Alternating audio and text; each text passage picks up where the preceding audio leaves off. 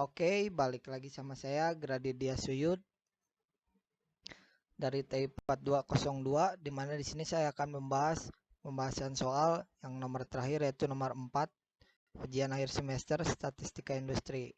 Untuk penjelasan lebih detailnya, lanjut ke PowerPoint.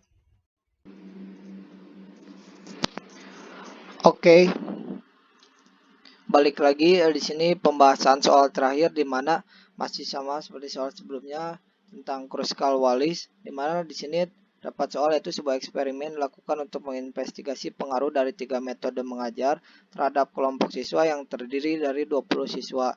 Setiap siswa dipilih secara acak untuk diberikan sebuah metode mengajar pada akhir program selama 4 pekan diuji dengan sebuah ujian yang terstandarisasi.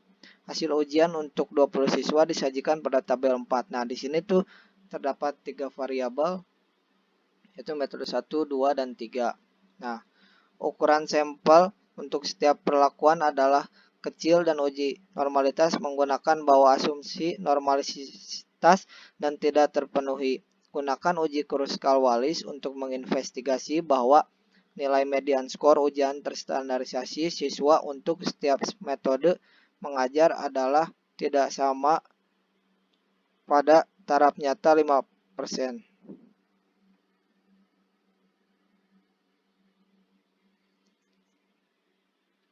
Langsung masuk ke uji hipotesisnya.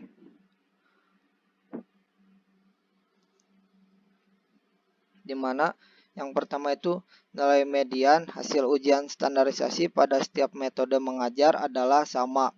Nah, harusnya di sini sama ya, bukan tidak sama, ini kebalik. Lalu satunya nilai median hasil ujian standarisasi pada setiap metode mengajar yaitu sama. Lalu setelah menentukan hipotesis, saya di sini mengurutkan terlebih dahulu dari data yang sudah diperoleh. Nah, sini itu ada skor dari yang terkecil sampai yang terbesar. Lalu juga ada mengurutkan ranking dari yang terkecil sampai yang terbesar, yaitu 1 sampai 20 dan skor 61 sampai 93. Lalu untuk kita bagi juga ya, di mana kita membuat tabel lagi di sini, yaitu terbagi jadi 3 metode, yaitu metode pertama, metode 2, metode 3, di mana kita masukkan skornya yang sudah ada pada tabel yang pertama, 85, 90, 87, 69, 93, dan 62. Lalu metode 2 yaitu skornya yang tadi ada pada tabel awal. Lalu metode 3 juga dan juga rankingnya diurutkan berdasarkan data yang sudah diperoleh.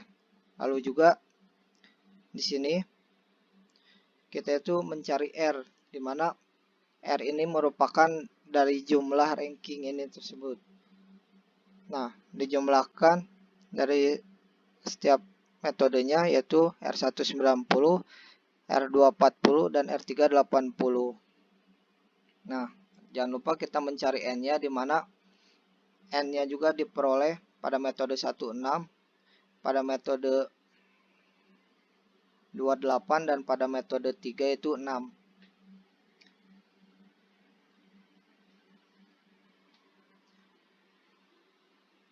Pokoknya kita di sini tuh dirankingkan, soalnya kan di awal itu belum dirankingkan.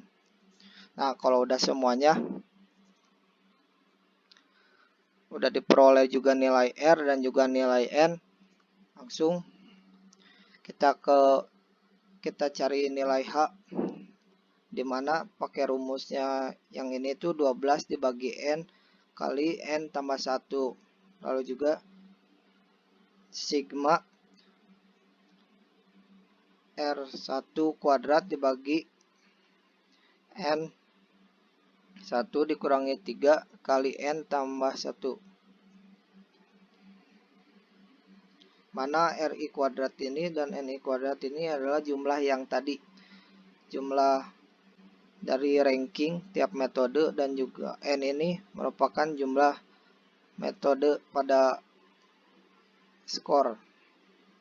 Langsung kita masukkan, dimana hanya itu udah sesuai rumus 12 bagi N, dimana N tersini itu merupakan jumlah dari seluruhan yang ada pada metode, yaitu 20 kali 20 tambah 1.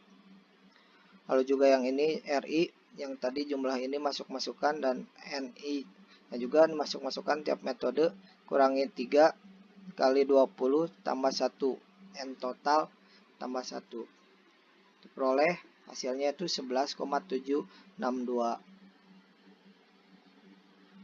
Nah, setelah itu masuk ke daerah kritis,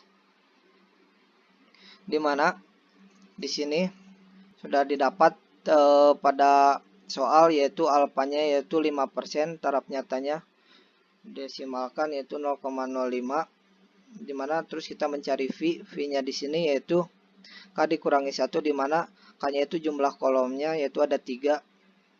Langsung dimasukkan kepada tabel chi-square, yaitu dimana alfanya 0,05 dan V-nya yaitu 2, diperoleh pada tabel chi-square yaitu 5,991. Nah, setelah itu kriteria ujinya yaitu tolak H 0 apabila H lebih besar dari tabel X kuadrat.